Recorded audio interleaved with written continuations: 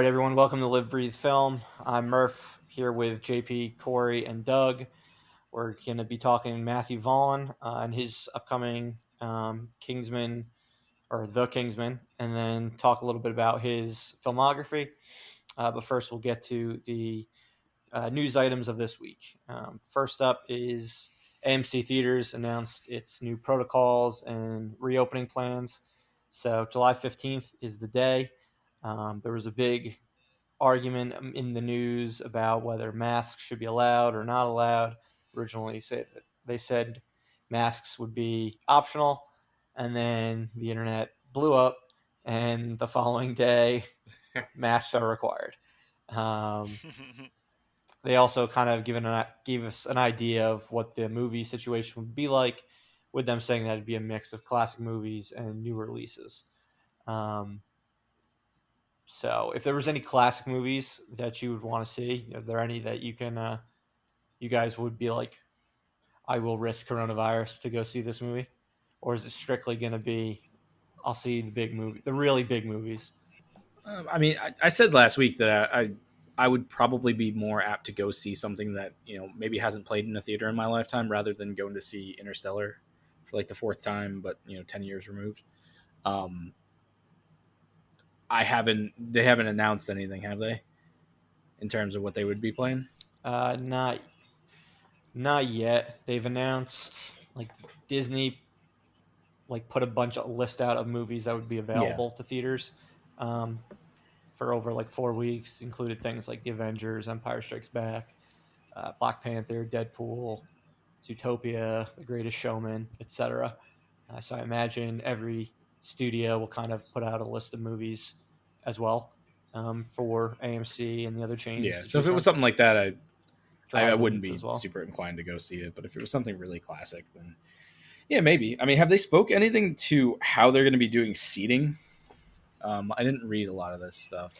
Yeah. They said 30% max capacity. That's all that would be allowed per theater. I believe it's the row, every other row is seating. And then you're not supposed to have someone sitting right next to you. Okay. I mean, that works for me. So I feel like in the theaters with recliners, there's already a lot of room kind of between, excess room compared to just a normal theater. So I wouldn't really have too many qualms about that kind of theater. But and the fact that it's only 30% is pretty solid, and that you're wearing masks, I would think it's going to be fairly as safe as possible. But I don't know. I'm no expert. Yeah, I don't know how it would feel to wear a mask throughout an entire movie. I feel like that would get old pretty fast. Yeah, that seems uncomfortable. They're not going to be able to enforce that. Yeah, it's like the people that take their shoes off and put them and up. They're not even going to their feet up on the thing. They're not even going to enforce it once you walk past them in the lobby. I mean, how often do you see someone walk into a theater prior to the movie starting? Almost never. I don't. Yeah, exactly. So it's kind of going to be honor code when it comes to that. Also, if you have snacks, you have to take your mask off. They start bringing that. That was the thing Alamo Draft House said. Masks are absolutely required, except for when you're eating and drinking. Which is always be eating. Yep. Is the entirety time. Have a straw in your mouth the whole time. So if you don't want to wear a mask, just exactly. Buy a bunch of drinks and have food, and you're good. So, big tub of popcorn. Yeah. For yourself. It seems like this is more of a precaution in the lobby and things like that.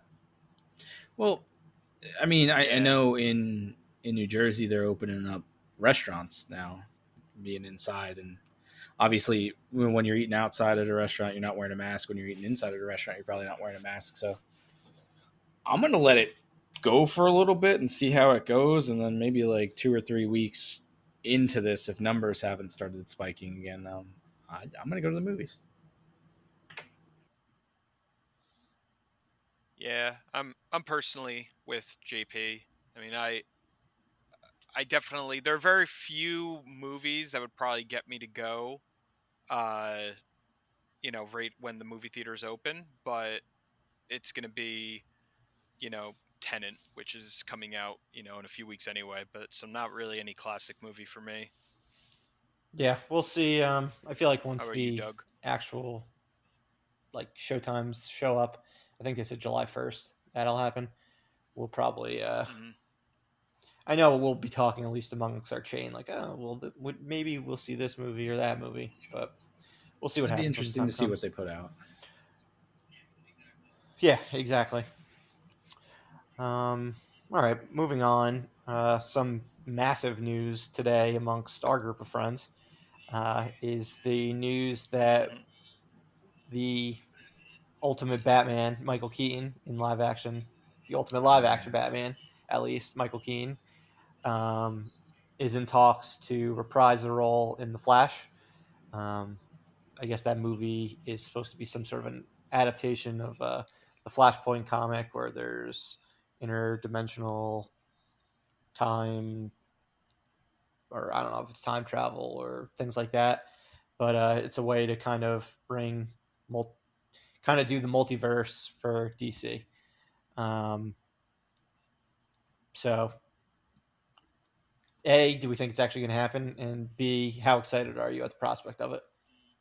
I mean, if it's definitely if Michael Keaton's definitely been in talks, which he has been, it seems like that's confirmed. The news is confirmed.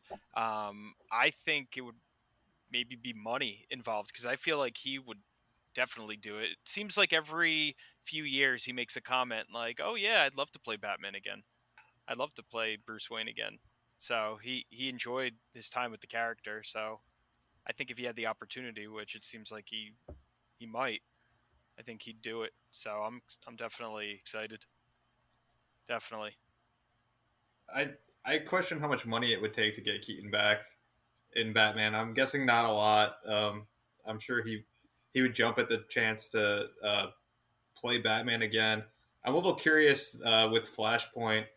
The story has the Flash run into, I believe, Thomas Wayne instead of Bruce. So I'm interested if he's going to play the Thomas Wayne character, being that he's older, or if it's going to be some sort of parallel universe. I mean, they could do anything with Flashpoint, so it doesn't have to be a true adaptation. But I'm guessing he's not going to be prime timeline Batman.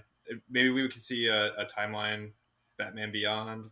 Probably not, but I know fanboys everywhere would go crazy if Keaton would be old man Batman and like a Batman Beyond timeline.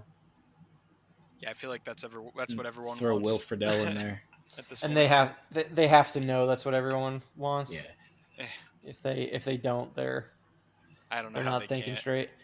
I mean, I think what they probably will end up doing is some sort of like alternate timeline, alternate universe type thing where, I mean, because they have Jeffrey Dean Morgan and he would make he's already in the timeline as Thomas Wayne. He would make a phenomenal Thomas Wayne Batman.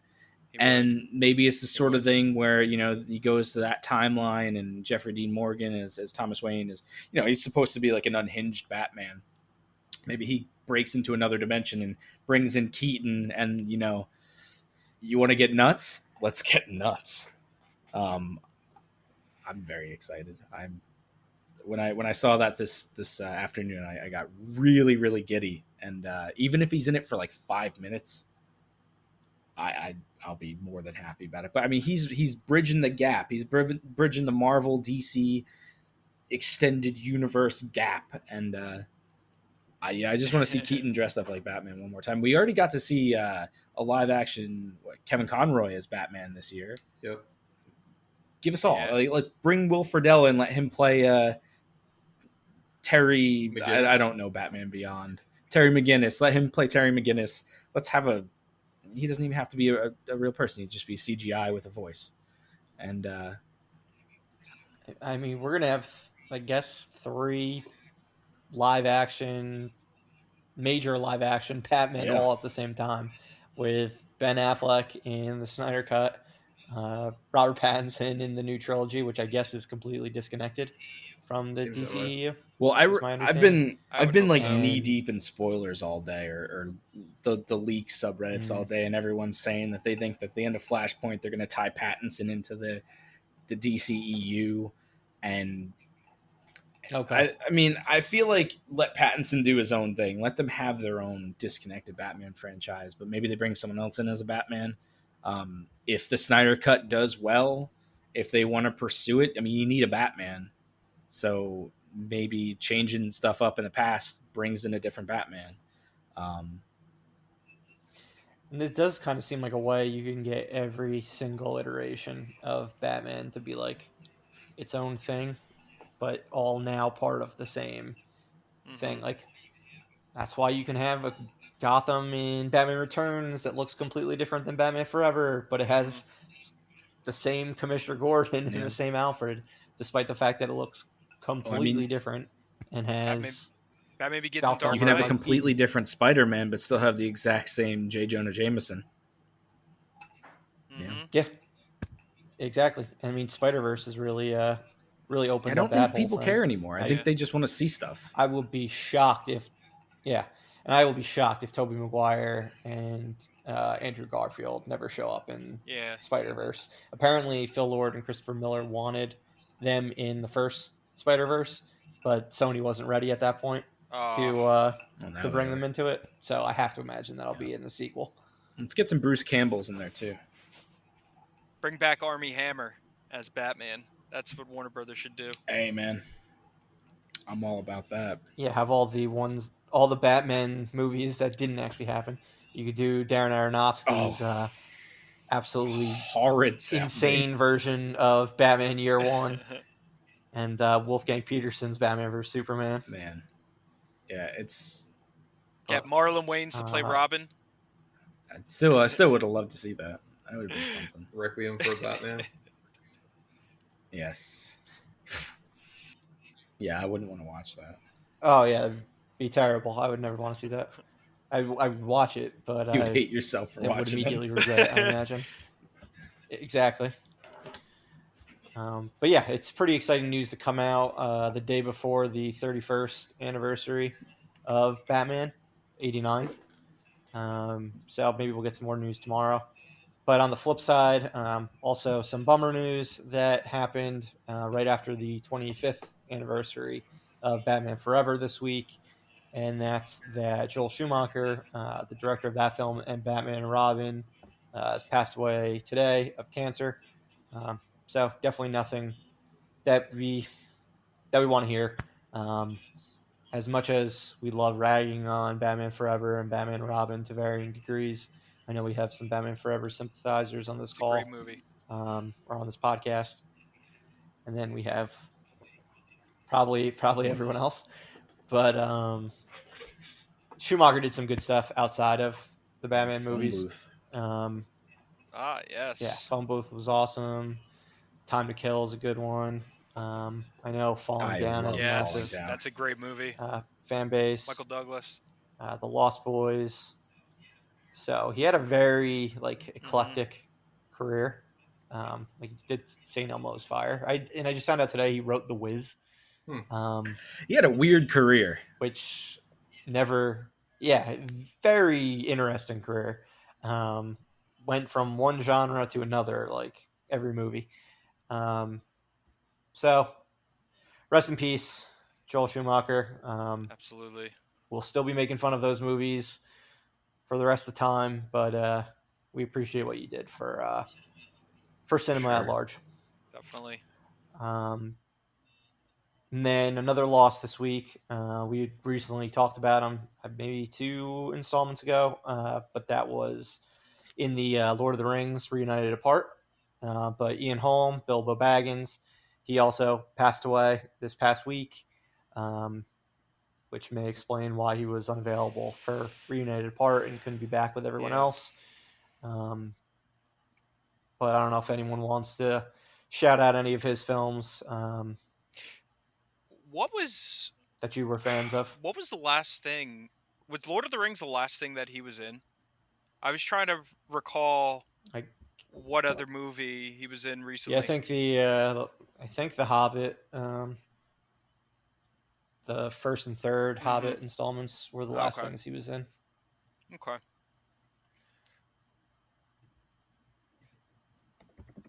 But personally, my favorite role of his was Ash in Alien. Oh He yeah. kind of did was the first android and made that a staple of every single movie that came after. So you had the good versions and the bad versions. When you're looking at Lance Hendrickson being the good android, and then Michael Fassbender being a bad one. The He did worst. bad. He did bad well. As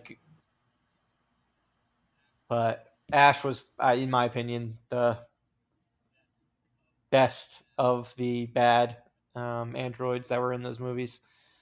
But yeah, other things he was in, Ratatouille, The Fifth Element. So he was doing stuff since the 60s all the way to 2014. So he had a super long career. And sucks to see him pass as well. But we just wanted to make mention of him and yeah, rest in peace.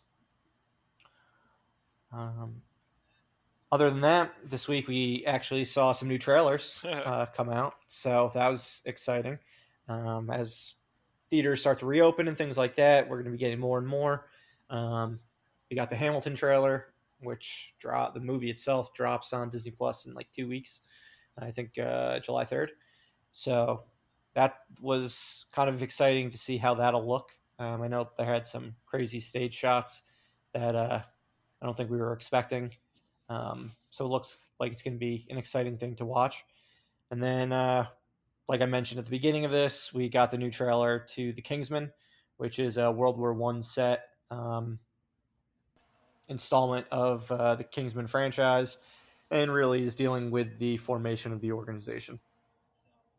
So I'll let you guys speak to what you thought of it, what you think of the villain, Rasputin.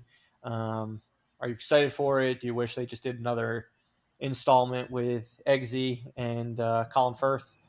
Or you looking forward to this spin on it? I mean, I still think that they're gonna do another Kingsman movie, like a third one with Eggsy. But I guess I felt like after the Golden Circle, the second one, I felt like it was kind of getting a little bit of little stale. So they wanted to kind of do something in a different period. But it does seem even more outlandish than the last one in terms of action, which I'm sure will be fun. I enjoyed the second one, so I expect it to be, at least just as good as the other two. So I must have missed a trailer in between the two, but when I saw the first trailer, I thought that they kind of toned the seriousness up of this. And then watching this third trailer, it feels very much in the same vein as the first movie. And I feel like I think the comedy sort of missed a little bit in Golden Circle. Oh, yeah. I think they were slightly off just every single time they tried to do something. It was a somewhat enjoyable movie, but the comedy just didn't feel right. And in this trailer, it feels like a return to form from the first one. I love things set in World War One era type worlds, and they've been doing a lot of it lately. Wonder Woman had a whole great just ambiance being in World War One, 1917, and now this. I love the gadgets. I love the really not toned down, but I guess the less sophisticated gadgets that they have going on here. I think it'll be really cool because they're not just going to have an umbrella that turns into a shield and you can see through. It's going to be something far more elaborate, something that I guess prop people had to come up with and make it look straight out of 1910, 1920, that general era. I think it looks great. I'm very, very excited. And Rasputin. Yeah, and you got Ray Fiennes. I mean, he's an awesome actor. He's he just he has so much range with everything that's going on with all of his films. Uh, so I really enjoyed seeing him in that movie for sure. Yeah. No, I think it looks really good. I I thought when I heard a lot of rumors, and I don't know if it's true, about the script being just a Reed purpose script that had been floating around for a while, and so that gave me concern right away that this was not going to be a good movie. But yeah, after seeing the trailer, I thought it looks. You could tell it's got Vaughn style on it with all the action shots, and it looks, as you guys said, very much in vein with the first movie, which I love the first movie. I think we all agree the second one didn't quite live up to the first one, but this seemed like it, at least from the trailer, that it was going to be maybe a little. By going to World War One, it was going to maybe hopefully find what it lost in the second one with the sequel. So yeah, I'm excited for it. I agree. I think seeing Voldemort out there being a spy sounds good. I'm excited to see. I guess this is going to be the origin of the Kingsman. So we'll finally get to see how this organization started and see them at the very beginning. I'm assuming before they had all the money that they acquired over time through being great tailors. Yeah. Which is pretty ridiculous for a concept. It's so ridiculous. Here we are. I feel like in the third Ray installment. Fiennes looks younger in this movie. I mean, it's makeup. They're trying to make him look younger, but like, I feel like that man just gets younger in every new film that he's in. Yeah, I mean, I think you can only go up from Voldemort as far as youthfulness. This is true. But yeah, right. Yeah, Good point. It's interesting. I didn't see any Taylor stuff in this trailer, so I don't know how they're going to work that in. But I don't care. It's going to be fun. And it makes. Yeah, totally. Yeah, the Kingsman's a franchise that like I never get excited for before they come out. Like the trailers are okay, but I end up seeing them. I end up enjoying them, so I imagine it'll be a similar case this time. So hopefully it's a good one. Does it bother you that it seems like Matthew Vaughn's career has just become Kingsman movies? I mean, he hasn't done, I don't think, a non-Kingsman movie since 2011. I guess it pays the bills, you know? I mean, he doesn't seem to, he kind of found his shtick for right now. So maybe, he hasn't done anything original, I don't think, since he started the Kingsman movies. I think it's cool though, because I still think it's original. I mean, he has this, it's not based off a book or anything, is it? Comic, yeah. It's a comic? Okay. So he just has this universe that he wants to go and explore and do all these things with. And I think that's, in some ways, kind of better than just doing a bunch of different things, because you can fully flesh out the idea and know that you not exhausted every little piece of it, but you explored the universe that you set out to. And it clearly has him entranced to some degree because he keeps doing them, and he seems to put a lot of heart into the movies, even if the last one was a little off, but this one seems like they all seem like the heart's there. Yeah, I think it's safe to say that he's aware the franchise will go downhill once he leaves, because that's what happened with Kick-Ass and X-Men. Yeah. So maybe that's partially his reason for staying. It's like his baby that he doesn't want to see go downhill. If it was getting stuck doing the same movie over and over again, we can talk about X-Men First Class and we talk about Jennifer Lawrence. I don't feel like he's Jennifer Lawrence playing the same character and hating it more and more every single movie he makes. I think he enjoys it, and yeah, I mean, who's to say that's a bad thing or a good thing? If you want to do keep doing the same movies, as long as the heart's in there and you're not just collecting a paycheck, then I'm all about it. Yeah, he's definitely very good at those types of films, those frenetic action films. So he translates comics to very, very well. Screen very, very well. The only person I've ever seen do it better is Edgar Wright, personally. Yeah, I definitely agree with that. Similar style, for sure. All right, well, let's just jump into his kind of his filmography. For the most part, we'll be speaking about his later films. I don't think any of us saw Layer Cake or Stardust in full. I know I watched maybe the first. I'm sorry, Doug. There was a DVD or something lying around my parents' house, so I may have seen it and just blocked it out. So you can feel free to talk about Stardust then. I Is may it have worth just us blocked watching? it out because I have no recollection of it. I feel like I saw like it on TV a bunch of times, but I don't remember anything about it.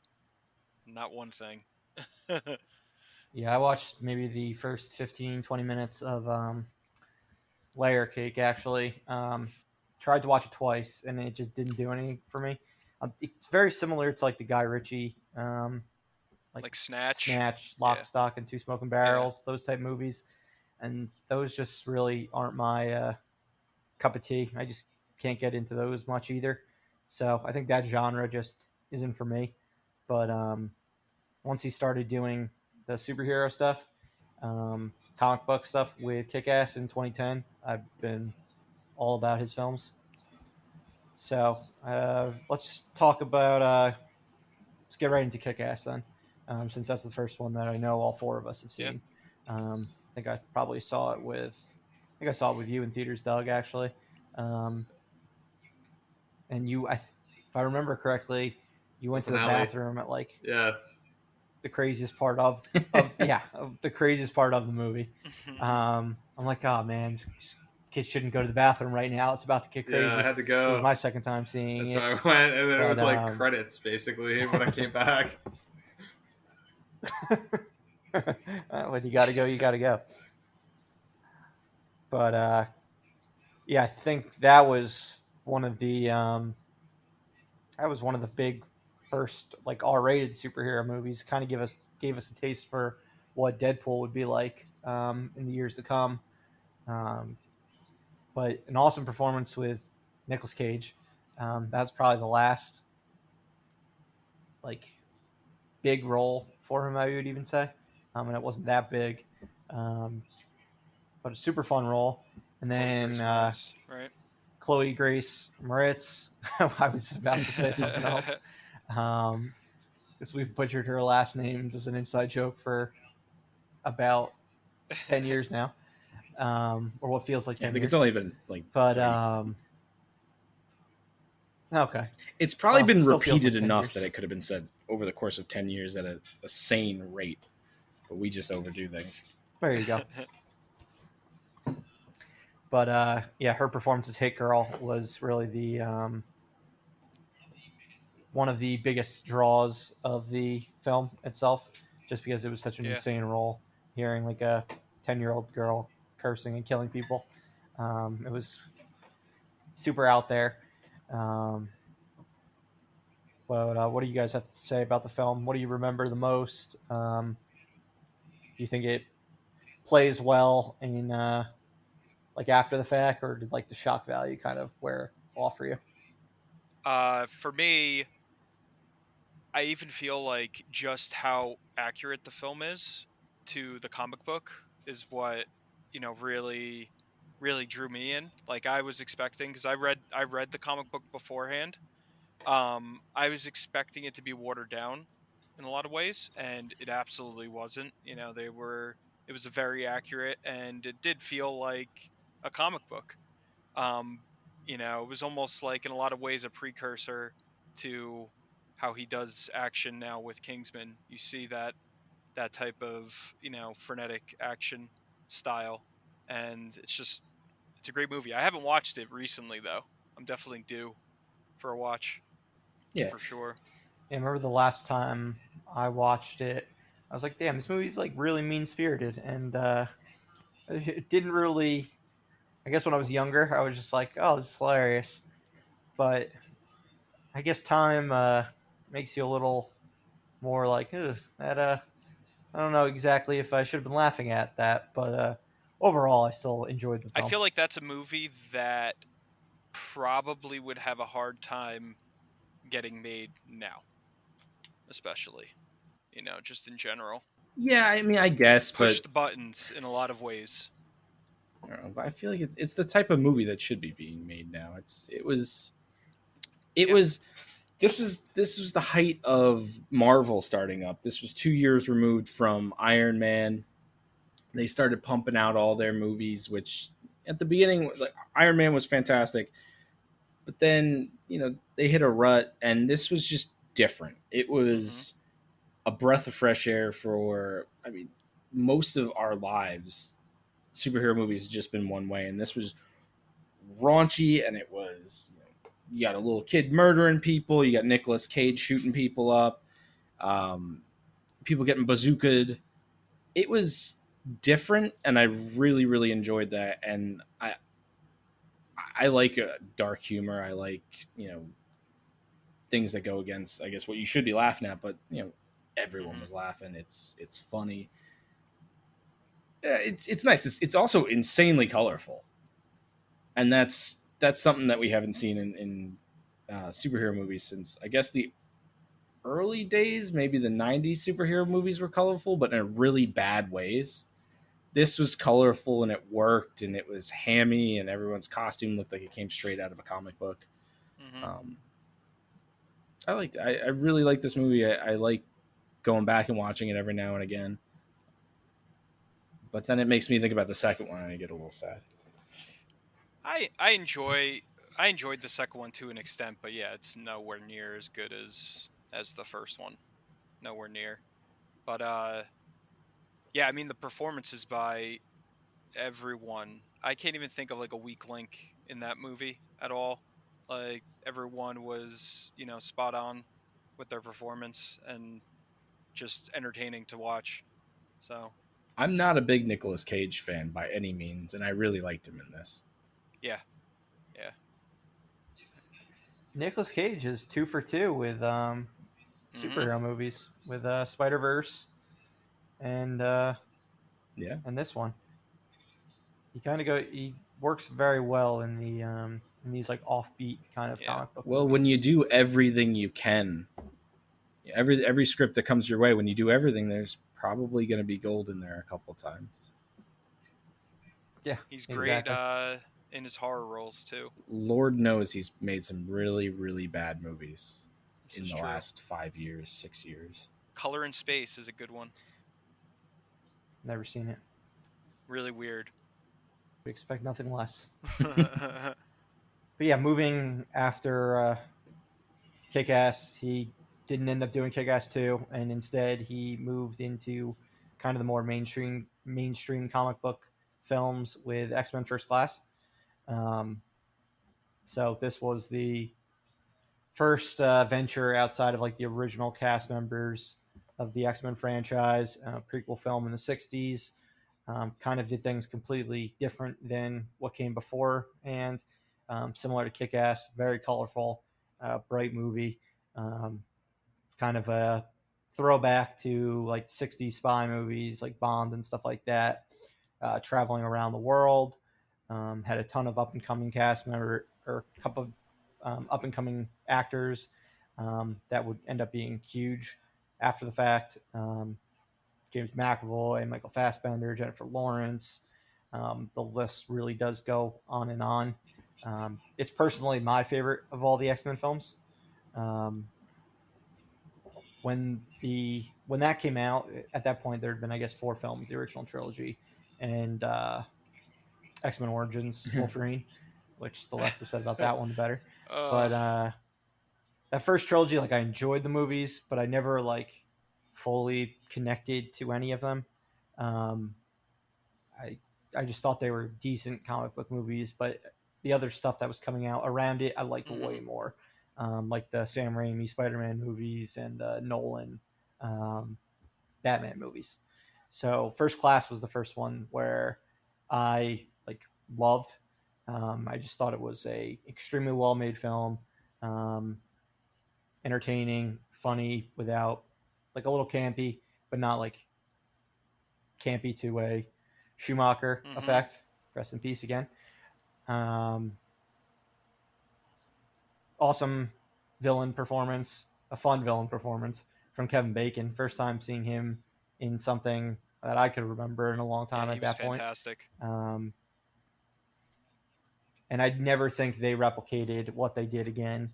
Is as far as the prequel films went, it was kind of a case of diminishing returns with every sequel after the fact. Matthew Vaughn had his fingerprints a little bit on Days of Future Past, and then I don't think it's a surprise that that is the only good sequel to First Class. But does anyone have anything that they want to add to First Class discussion? Yeah, I mean, I think you're definitely right about that, but I also think timing played a lot into it. You know, with the previous trilogy just kind of ending on a sour note, and it was just there needed to be something fresh, and it just hit perfectly, with what they did, for sure. Yeah, I was gonna say I agree. It was the movie definitely showed us what X-Men could be outside of the trilogy we had gotten before. I think the only memorable thing from the first trilogy that I remember is that scene in the second movie, or at least positive memorable thing is the scene in the second movie with the opening scene with Nightcrawler when he just breaks into the White House and is teleporting all over the place and just kicking ass. I remember being like, just my mind was just kind of blown with that scene. Unfortunately, that's like the highlight of the movie. It goes downhill from there. But it was just such an incredible scene. And then, the rest of that movie and the third movie are just kind of not really memorable. Last Stand, I mean, that ending is just an abomination. And so, yeah, it was nice to go to First Class. I thought, like you said, Murph, the actors were great. I thought Fassbender and McAvoy had like a nice chemistry as far as how they just played off of each other. You could see. I thought they did a good job of conveying that these two people were friends that respected each other and how they kind of just fell apart. So I really enjoyed that, and yeah, Fassbender does a great Magneto. But yeah, I enjoyed it. Days of Future Past was another one that I thought was also really good. I really enjoyed that movie, and I agree it does have a little bit of Matthew Vaughn's fingerprints on it. It just feels comic booky, which is what I think the trilogy doesn't really capture as much as those two movies, where those two movies kind of feel like the comic books are jumping off the page a little bit. They feel a little bit more true to the source. They're Days of Future Past. I mean, they wore actual X-Men gear and not just leather outfits. Yeah, well, Bryan Singer is a hack, and I don't know how he's been making movies for 20-something years. I think when his filmography is as bad as it is. I think X-Men First Class, and then to a little, probably lesser extent, Days of Future Past, at least First Class benefits from the time period that it's in, and it's the 70s. It allows for that level of camp and weird outfits, and you got Magneto walking in at the end in his crushed velvet pink suit, and I think it really allows the X-Men movie to be an X-Men movie. You're allowed to have those outlandish colors and jumpsuits with a big yellow X in the middle of it, and I think this movie benefited a lot from the time period. I think if you did it in a early 2000s, like the X-Men original trilogy was set in, it's just sort of, it didn't really have, the 2000s don't really have a style to them. It's all bland colors and black leather and all that, but you do it in the 70s and you can do some of the more outlandish things that they did for costumes and for settings, and I think it went a long way to making this movie great. And then they don't age over 60 years. Yeah, it's pretty interesting how it takes place over, I think, 32 years, the series. And they look exactly the same in First Class as they do in Dark Phoenix. It's almost kind of nonsensical why they decide to jump time periods. Like, it doesn't really seem like it adds anything to the story. It looks cool. They didn't even, I don't even think they made one 90s reference in Dark Phoenix. And they did like maybe one total in Apocalypse when they reference like Return of the Yeah, Jedi. I you'd think. think it would be a little bit more like Captain Marvel, where it was like Blockbuster was like a big part of, and like they just dropped a Yeah. lot of '90s Yeah. references. Exactly. It would have been such a good excuse to have them all come out in those awful animated series costumes, have I Cyclops love come those out in the costumes. jacket that ends at his ribs. It would have been fantastic. You could have had him do all that. Instead, what did they wear in Dark Phoenix? They wore nondescript, crappy uniforms. Yeah. They had at the end of that crappy Apocalypse movie, they had it right with all the crazy costumes, and then you could have done the '90s thing. You could have had it all been grungy, but instead they made X-Men 3 again. They reverted back to what they Well, were before we have that. New Mutants to look forward to, maybe at some point. I look forward to that Yeah. when we're all on the stairway to heaven. Another 2 months. I actually just watched the trailer to New Mutants again last night. I'm excited for it. I don't know why. The original but, one or the most recent one? No, the most recent one, when it was supposed to You're come out. glutton for punishment. I know. All right, so yeah, moving on. Obviously, he did not return for Days of Future Past. Instead, he decided to go back to Mark Millar and do an adaptation of Kingsman, The Secret Service. Like we said before, he would go to this franchise and just stick with it. And for the most part, it's been solid so far. Obviously, we talked about the new installment before. What do you guys have to say about the first two films? What did you like? What do you think they can improve on? Things like that. I thought Kingsman was a young adult book, and all the trailers made it look like that. And then I went to go see it in theaters, and they started dropping F-bombs and swearing, and I was thoroughly taken back and had a great time. Yeah, I remember the first trailer being outlandish, but it just looked silly. I wasn't expecting it to be as good as it was, and the characters as interesting as they were. But yeah, I mean the biggest standout for me is Taron Egerton. I thought he was great, and I know I don't think I definitely didn't see him in anything before this, so it was kind of a blindside for me, and he was fantastic. Yep. Samuel L. Jackson as the villain, hands down for me. Yeah, It was so good. yeah, he was great too. But Sam Jackson's good in everything. I liked Sam Jackson's performance, but I really didn't like the lisp. I think I heard somewhere or on like maybe one of the special features that was his idea to add the lisp, and I don't know that it worked. I think he heard like the character was kind of a little bit of a nerdy. I think he's like a tech guru, and so he decided that a lisp, I guess, goes along with that, and so he did it. He went for it. But to me, I just kind of like going back and watching that movie. That's kind of the one piece where it's like, I don't know. It takes away from it a little. I find it a little distracting. And what about oh man, I'm trying to think of her name with the knives for feet. That was like his his minion. Yeah, sidekick. She's awesome. I mean, the action in that movie is just awesome.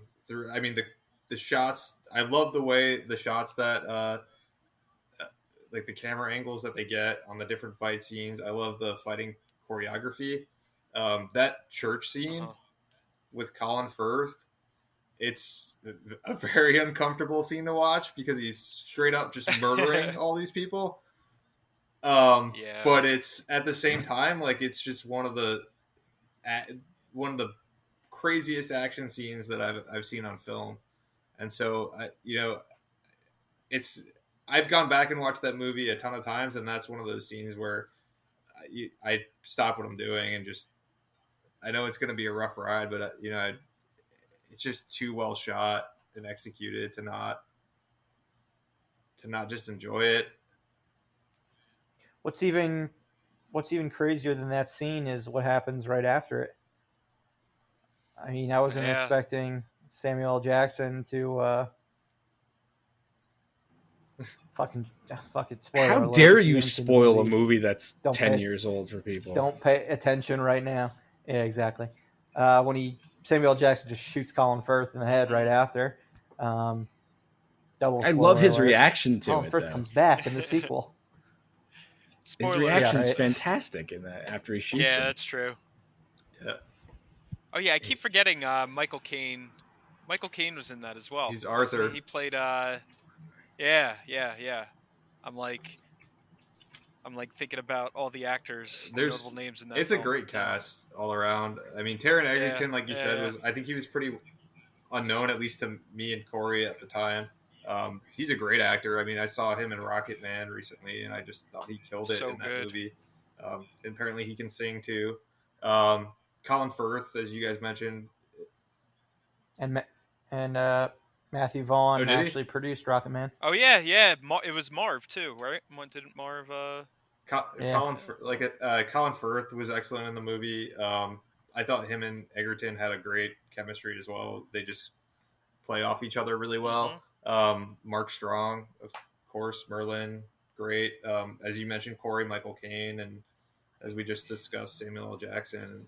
Just it's a stellar cast. And I love this movie. I watch it probably a couple times a year. I don't get sick of it.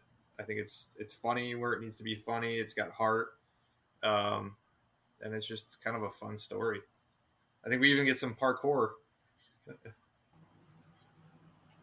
Yeah. Yeah. We do. Feels like Casino Royale.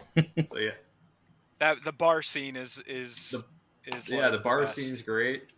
With Colin Firth and Yeah. the umbrella, right? Doesn't Yeah. he like beat them with an umbrella? Yeah, mind your manners. Yeah, Or mind your manners maketh the man. Yeah, there you go. Yeah, it's such a good introduction to really what the movie's going to be about. Yeah. You get really excited for what's going to come, and it doesn't disappoint. The last fight scene is phenomenal. It's colorful. It's got a lot of good comedy and action interwoven. It's sort of what Matthew Vaughn's been his calling card doing. It's fun to watch. Yeah, I just thinking about this story. It's kind of a lot like Men in Black. Yeah, original the Men in first Black? Men in Black. Yeah, actually, yeah, you're right. It's got a little bit of that feel to it. A lot of same, similarities. it's a lot of the same beats. But it's good. I enjoy it, even though it's a British Men in Black. And the sequel's very similar too, in the fact that it Oh, my retcons the goodness, fact yeah. that Kay loses his No. memory, and then they bring him back. And in this one, they just fucking revive Colin Firth, who died. Have we stumbled upon something? Are Seemingly we about died. to just all be taken out because Kingsman is just a complete ripoff of Men in Black? All right, so in season Time 3, travel. they're going to go back into Eggsy's going to go back in time to the 60s and hang out with young And Colin keep your Firth. eye out Played for by Josh Kingsman Brolin. International. Yeah, exactly. In 10 years. Well, shit. All right, now we know where this We cracked franchise the is headed. mystery. Oh man, that's crazy. So we haven't talked about it's the lesser sequel, Kingsman and the Golden Circle. What do you guys think? I still think this movie's fun. I mean, Julianne Moore was surprisingly an awesome villain. She, trying to think of her name in the movie, but it'll come to me. But yeah, I thought she was fantastic. Poppy. Yeah, I was gonna say Pepper or like Peppy. Yeah, Poppy. Sappy, Sammy. What were you going to say? Pepper. Yeah, I mean it was definitely turned up a notch in Insanity. I mean Elton John was in it, which I Forgot about that too. Forgot about that. That was a great part of the movie. now that I'm thinking about it, I wonder if that's kind of how they met for Rocket Man. It's And, possible. I mean, that's yeah. So yeah, I mean, the movie is just insane, but I think it's too insane for its own good. It's definitely the lesser, of the two films. But it's still fun. It's not bad. Yeah, it's kind of forgettable. I said prior that they missed with a lot of the jokes they tried to make, except for all Mhm. the Elton John stuff, which I loved and forgot I loved because it was kind of forgettable. Why was Channing Tatum in this movie? The trailers. It had to be because he just goes into a coma. Yeah, he didn't really do Yeah, much. doesn't someone do to put anything. on. I think they had him in the hope of doing that spin-off, like a spin-off one with him and Jeff Gotcha. Bridges. And then Okay. I feel like the twist was really it was choreographed throughout most of the movie. I wasn't surprised when it happened. It was, like I said, it was forgettable, but it was by no means a bad movie. I felt like they fell into the trap that a lot of sequels do, where they rehash on the things that worked in the previous film. Like, they tried to do like an offshoot version of like the bar scene in the second one too. Like just they tried to use kind of the same hooks in a lot of ways, and that's probably why it was definitely not surprising for me, at least. Yeah, I guess so. I mean, I still like Pedro Pascal, and I don't Oh, he think there was were any great. real bad performances by anyone. The characters all seemed good. Jeff Bridges was good. The villain was great. Very different. I mean, they've done two movies where they have a villain that's not your typical crazy villain. They're more just a normal person that's unhinged in a weird way, which is nice to see. It's nice to see variety, but like I said, just could have been better. Yeah, I mean, to your point, JP. I mean, I know we're on to the second one, but in the first movie, Samuel L. Jackson's plan and the reason why he's doing what he's doing. I mean, Are you about to I'm not gonna. I sympathize mean, the with way him? he does it is definitely brutal. I mean, he's turning people against each other and they're killing each other. But his goal is, he's like, by overpopulation, we're destroying the planet, and so we need to cut. It's basically a Thanos argument. It's just he's, instead of like a nice snap and half the population's gone, he's like having people just brutally murder each other. Um. So, but like he at least he's not killing just for the sake of killing. And you could say the same thing about Poppy. Um, the villains at least have some sort of motive where you can somewhat, I guess, see where they're coming from.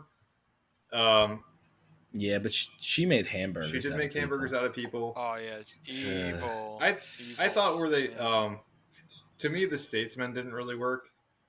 I thought they went a little too heavy-handed into the America, and this is like, we're cowboys and we have lassos, and I don't know. I thought that was a little Yeah. too much. I thought they could have gone a little more subtler with the America stuff. Wait, do you not have a lasso? I do Doug? have a lasso, but that doesn't. Oh. He's got a lasso. I have a lasso on my shirt right now. 'Cause JP does. Yeah, and a cowboy with a mustache, and yeah. So I mean, I do. Yeah, it just, I don't know. It didn't work. That part didn't work for me. I would have preferred it. They carried guns, but they did things a little bit more on like an American style. I could have gotten behind. It was a little too over the top. I think the building that they were in was like a distillery or for whiskey. It Yeah. was just, Yeah. I don't know. It was Yeah. very Yep. heavy-handed, I thought. Almost, which I thought it went a lot further than where Kingsman went with everything being super British. Now, does anyone know, was this a part of the comic as well, or was this kind of an original thing? That's a good question. I'm not really sure. I don't It seems I don't like know. no, I but assume don't know. that they made it I've up never read it. just to take the Kingsman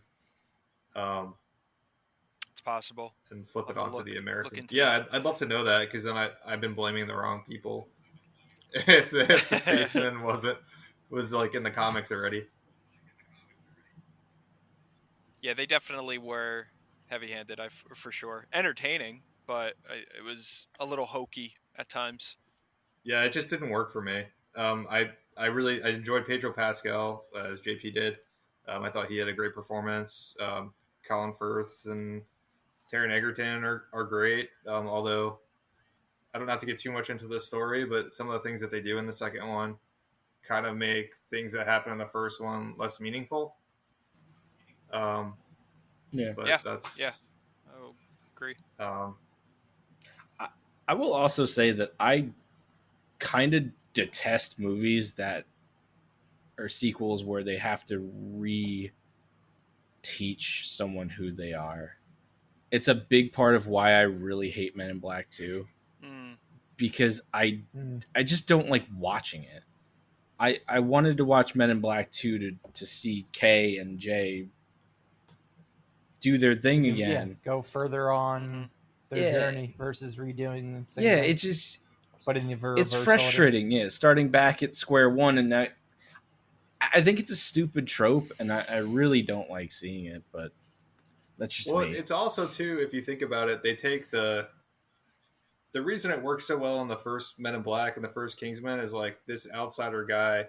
It's fun to watch him learn to do all these things, but then they take like the less fun to watch person in the second one, and they have him be the one that learns everything. And so like, let me teach you how to be not fun. Yeah. So then like both characters are very straight laced, and so seeing them learn their stuff just isn't quite as entertaining. Yeah, I guess so. It didn't have the same, spark that the first one did. I think all of the things that we're talking about definitely resulted in, the kind of mediocre film that we got. Yeah, for sure. I really hope that the new movie is more of a return to form to the first one. I hope it's kind of a course correct. I hope that the first movie wasn't just lightning in a bottle, and I really hope that they can recreate it, because like I said, I love the first one, and so I'd love to get a new installment where everything just hits on all cylinders. So maybe World War One's the way to do it. It works for Wonder Woman.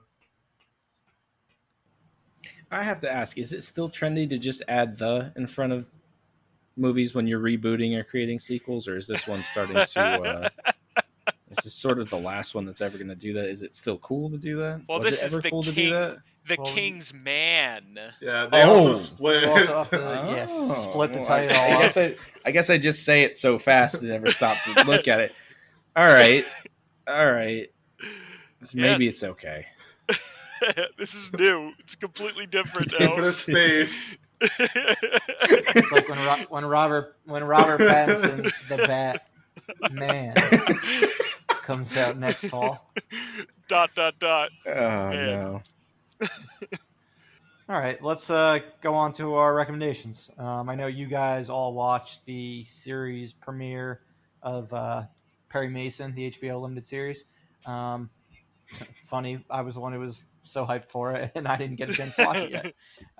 What did you guys think? Should I be excited for it? I think you should be. Yeah, it was... You want to talk to it?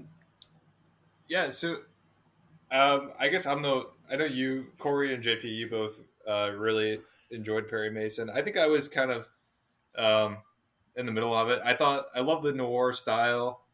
The set, the cars, I mean, all that, the atmosphere of that show definitely, it just embodies noir and like the time period that it takes place in. I thought Matthew Rhys was great. I loved him in The Americans. Seeing him in this, I thought he did a great job acting wise. The story just didn't, and I don't know if it's just a first episode setup issue. Later on I'll get more invested, but right now the story just hasn't really hooked me. I thought it was, like I said, I loved the atmosphere and I loved watching Matthew Rhys. But I didn't know John Lithgow was in it, and that was a pleasant surprise because I love him. And so I enjoyed that part of it, but just the story hasn't grabbed me yet.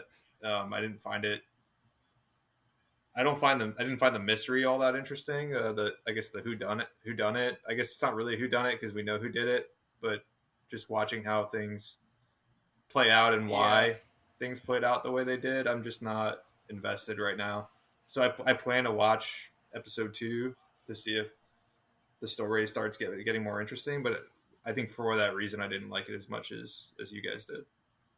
That's the one gripe I did have, that they sort of spoiled who did it. I thought it was going to be a true mystery throughout the whole first season. Other than that, I'm a sucker for a period piece, as I guess I've said thoroughly throughout this podcast tonight. Put anything in a time period that's interesting to me, and I'll watch it, even if it's terrible. But they did such a good job making it. It's very dark, but then there's a lot of really beautiful bright lights and neon and everything you would expect for Hollywood at the time. Watching this show really made me feel like I was playing LA Noire again. And I wanted to doubt every single time he was talking to someone, doubt them until they burst out of the room and call for their lawyers. I don't think there's going to be a whole lot of people calling for their lawyers in this, because I don't think people could afford lawyers during the Depression in California. But I feel like they've set up a really nice little world, and it's funny because it starts out a little lighthearted. It starts out really dark and then gets a little lighthearted, and then it's very, it sort of beats down on you, makes you feel terrible about yourself. But it should, because the subject matter is horrible, and I really like it. I think it's sort of like LA Noire personified in a TV show developed by HBO, where there's all sorts of weird Depression era nudity. Yeah, I definitely feel the same way as JP. One thing that I liked is they took the time for the characters to breathe a little bit. I mean, I feel like HBO kind of does this, but it, in a lot of their shows, but more specifically like True Crime, or True Detective rather, where the first episode, just, you really understood the characters, and the story was allowed to breathe a little bit. The little bit that we got, it was more of a drip feed, but it was more about the characters this episode. And now going forward, it's probably going to get more interesting, but hopefully it continues to get interesting.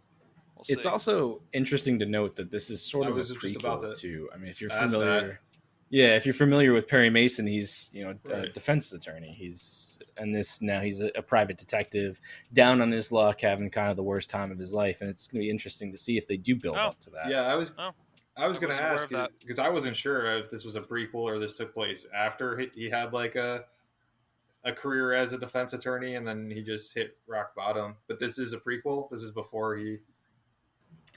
That's what I had assumed. So maybe it is. Maybe it is afterwards. It is a prequel. Okay, it's a prequel. Because I know they've implied that he shows flashes as an attorney, and then something happened where he's no longer practicing.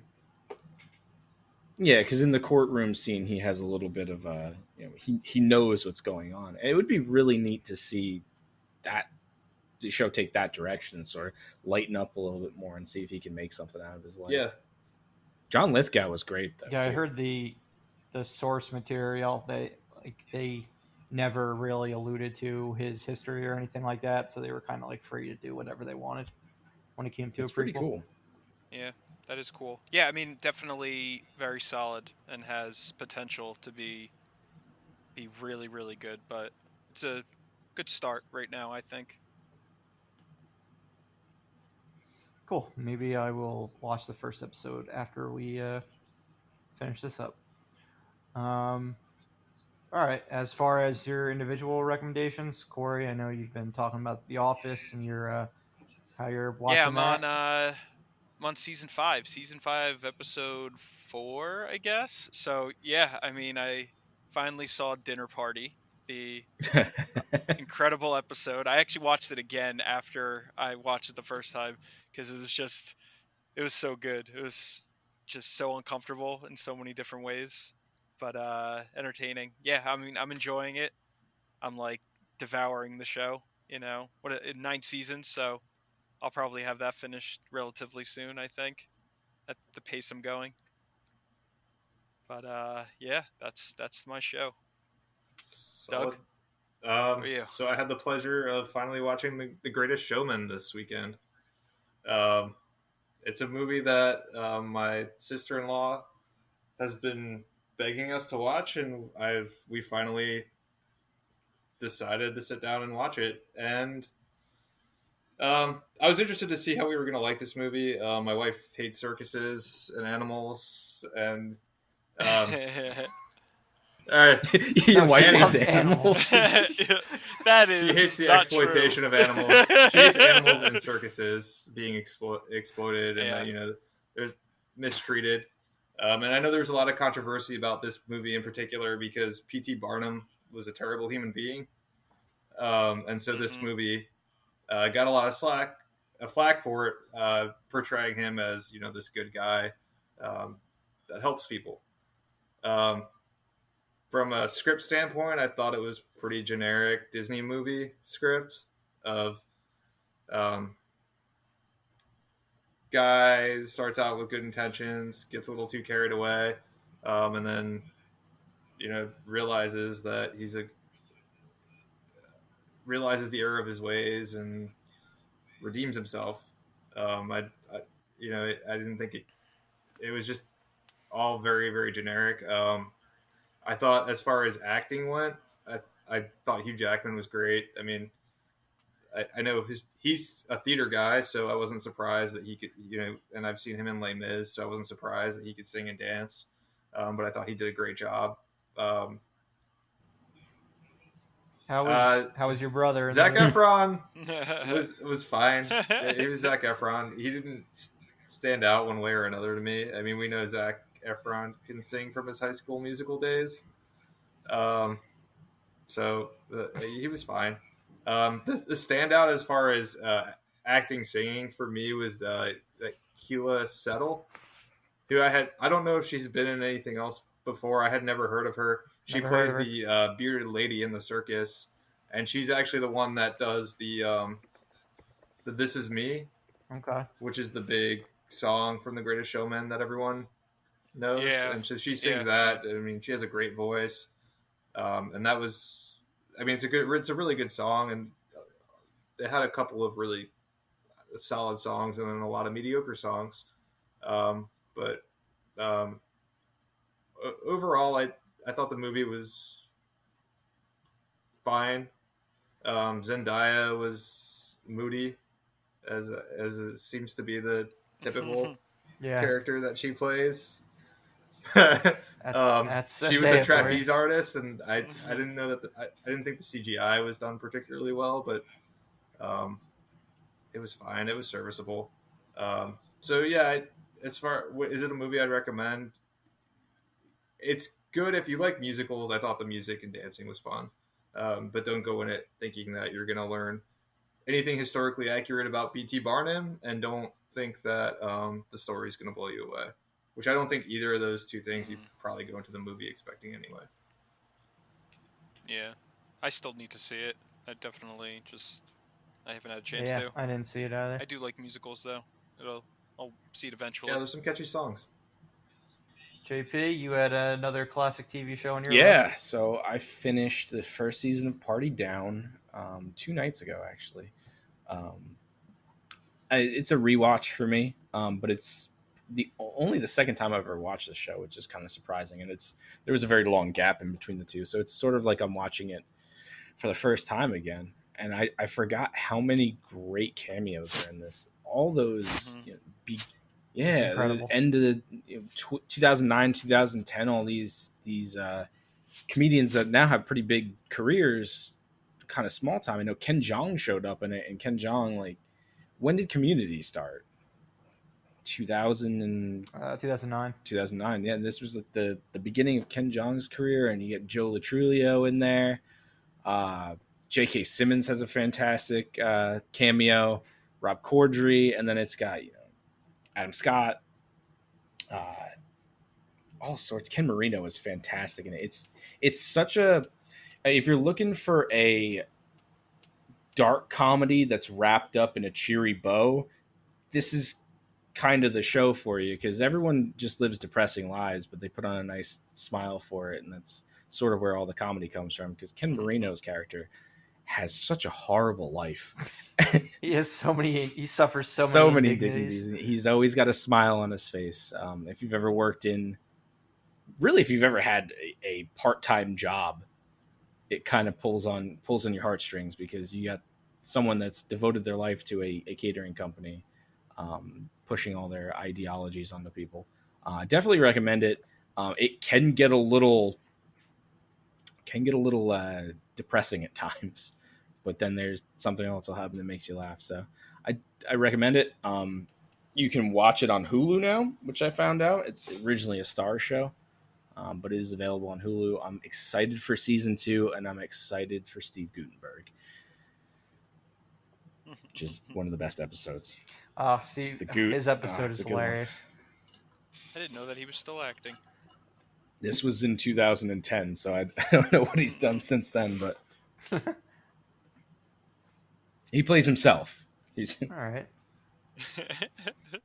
All right, cool. And then as for myself, I'm kind of going to cheat and go with 2 things. The best original thing I watched this past week was the miniseries on Netflix, When They See Us. It's about the Central Park 5, who were accused of raping a jogger, and it was like 5 teenagers, black teenagers, and they didn't do it. They really got railroaded, got convicted, went to jail, eventually got released. But awesome cast. Vera Farmiga, Felicity Huffman, John Leguizamo, Michael K. Williams, Joshua Jackson, and then a bunch of unknowns for playing the kids, both when they're kids and then when they get out of prison. Only one of them is actually the same actor for both like timelines, because one of them got tried as an adult, so they kept the same actor for the entire time. But this kid, well, I shouldn't say kid, since he is 20-something at this point, Jarrell Jerome gives an awesome performance. He actually won the Emmy for Best Actor in a Miniseries last year, beating like some huge cast members from like Chernobyl and stuff like that. So it was like a pretty big upset last year. But it was really quick. It was only 4 episodes. So I kind of flew through it in one night. And it was it's an interesting story if you don't know anything. Wasn't that one of the first times they used DNA evidence to exonerate someone? Or am I wrong with that? You aren't. You're DNA right and wrong. Played a big part in it. DNA evidence was involved in the case, but they essentially just ignored the DNA evidence. And then the way they eventually got exonerated was through the actual rapist, like confessing down the road. So because of that, the last one who's like tried as an adult finally gets out of prison. And eventually they would have a settlement with New York City and get some money for suffering, because what they go through is absolutely. I mean, how long was the adult? But long time, right? About 12 years. Don't you get paid a terrible wage for every year that you're in prison to make up for it? I say that. I mean, how do you completely sarcastically like? How do you monetize like 12 years of your life? Yeah. No. How do you monetize 12 years of your life in prison? Yeah, I got a high rate for that. I'll tell you that much. The 4 who got tried as like children and went to juvenile detention centers before aging out, they I think had like 5 years each. That's awful. And then the one, he would have only continued to go because they kept having him go to parole hearings, and he's like, I'm not going to say I did this. And they're basically like, this is like, if you want to get out from one of these parole hearings, like you have to admit to what you did. And he's like, I'm not doing that. Stuck by his story. So who knows what would have happened if the actual rapist didn't say that, hey, it was me and me alone. But then they did DNA testing, and it was like, yep, this matches with what happened in the 80s. But other than that, the best thing I watched was Dark Knight Trilogy. I rewatched that. I've seen it obviously a million times. So in honor of Batman Begins' 15th anniversary, and the fact that we graduated high school 15 years ago this week, which is absolutely insane. Those were two huge events in our lives that week. Watched the entire trilogy, and it holds up. Shocker. What I did realize, though, after watching it all these times, was I think at this point, my rankings of the series has changed. And I go Dark Knight being number 1, then Dark Knight Rises, and then Batman Begins. I don't like that. Batman Begins used to be my Still favorite. my favorite. Batman Begins was my favorite for a long time. I don't know if it's just I've watched it so many times. For some reason, I'm always excited for Dark Knight Rises. I think it's just the right amount of camp. And it feels fresh every single time I've watched it, even though I've definitely seen it the least of the 3, without a doubt. But I've still seen it a lot of times. I think it just feels more like a Christopher Nolan movie, like a Christopher Nolan movie post 2006. Everything from The Prestige on kind of feels somewhat similar. And Batman Begins is more, it's like an origin story. It's the best Batman movie of that trilogy. While I would say Dark Knight is the best Christopher Nolan movie, and Dark Knight Rises is just a very solid sequel to both of those films, where it's got the stuff with the League of Shadows, Ra's al Ghul, everything that they set up in the first movie, and then dealing with a lot of the Harvey Dent, Two-Face type issues that came about in the second one. Bale's voice just gets me. That Tom Hardy performance, Bale's voice? Yeah, he's just so over the top by the end of that trilogy that Dark Knight Rises is nearly unwatchable. It starts getting over the top at the end of Dark Knight. Sure. Yeah. By the time he's in his fight with the Joker, things get insane with how he starts to speak. Yeah, and it only gets more. What's funny ridiculous is from there. In Rises you have the two ridiculous voices kind of talking to each other. You've got Bale and Hardy's Bane, and they're both just so ridiculous sounding. That's actually what I enjoy about Rises, is just how ridiculous. And I guess that's oh yeah, it's just fun. It's just so ridiculous. I love Hardy's Bane. It's very enjoyable. Yeah, their fight scene in the sewers, I think, one of, if it's not the fantastic. best. Especially with all the nostalgia behind, that type of encounter. But I love that movie. I don't know, I've liked it since it came out, but it's definitely gone up on my list as well, I think, the whole trilogy. Yeah, Christian Bale just sounds out of breath the whole movie. He's just... That's what happens. Well, he didn't work out as much in advance like he did for Batman Begins. Yeah, he just... I don't know. There's just something about that movie that I can't go back and watch it again. One other call out for that movie, especially, is Michael Caine. I think he was the best Alfred in Rises than any of the other ones, performance-wise, just because of the range of emotions you saw him play in that movie. I thought it was awesome, especially at the end. Yeah, they didn't have enough of him in the movie, in my opinion. He kind of ducks out halfway into it.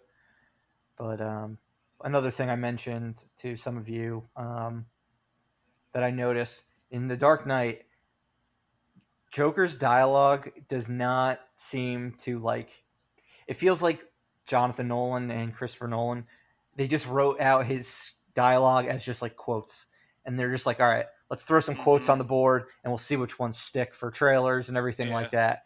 It doesn't even necessarily make sense with what people are saying to him. That's a lot in of the those scenes movies. Throughout all of but the fact whole is trilogy. Heath Ledger's just so good your Yeah. like tentpole marketing shots. If Heath Ledger wasn't so fucking amazing, it would be like really jarring. Yeah. But I would say probably 3/4 of his dialogue is just their attempt at like getting a great quote for like posters and everything like that. Oh yeah. Mm-hmm. Yeah, it's a lot of that is the dialogue in those movies is definitely kind of their weak points, because there are some times I watch those movies and I just stare at the screen thinking, no one talks like this. No one has these conversations. And I would love to just sit down with Christopher Nolan and Jonathan Nolan and just hear them speak to each other. Because it's got to be weird. It's got to be weird. Yeah, dialogue is definitely not Nolan's strong suit. No, it's not. I mean, look at how weird Ben Mendelsohn was. Like his character. Yeah. Oh my this lord! movie. His dialogue is in Rises. so, but His Yeah. accent is weird, and he's good at playing. I've never heard him do an American accent well, ever. No, Really bad. His accents are pretty much across the board bad. He sounds good when he's Australian. Wasn't he he was the bad guy in that submarine movie, right? What was that? Black Sea. Sea. Right? Yeah, we went and saw that. I think he was the bad guy in that. He was Yeah. Australian. Oh, yeah? He was Huh. good. He's just not a. He's a fantastic He's actor. great, but when he Yeah, he speaks does normal- not do American No, he does accents not. well. Yeah, and there are scenes in Dark Knight Rises where he has the entire like dialogue of the scene to himself.